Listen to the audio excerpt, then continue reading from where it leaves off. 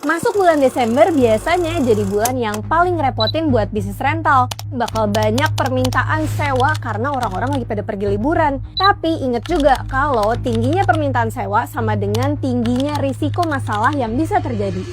Di musim liburan, kontrol armada jadi lebih kompleks karena banyaknya unit yang keluar. Belum lagi rawan kejadian risiko-risiko kayak gini. Penyewa telat balikin unit, penyewa tiba-tiba hilang gak ada kabar, atau bahkan unit dibawa ke area yang gak seharusnya. Nah, masalah-masalah kayak tadi tuh jelas butuh yang namanya sistem kontrol all-in-one dan praktis. Dan kalau urusan kontrol armada tanpa ribet, percayain semua ke GPS ID. Jadi kalau ada penyewa yang mulai telat balikin unit atau tiba-tiba nggak bisa dihubungin, kamu bisa langsung cek posisi terakhir kendaraan tanpa harus nebak-nebak. Ada juga fitur geofence yang otomatis kasih notifikasi kalau kendaraan dibawa keluar area yang nggak sesuai.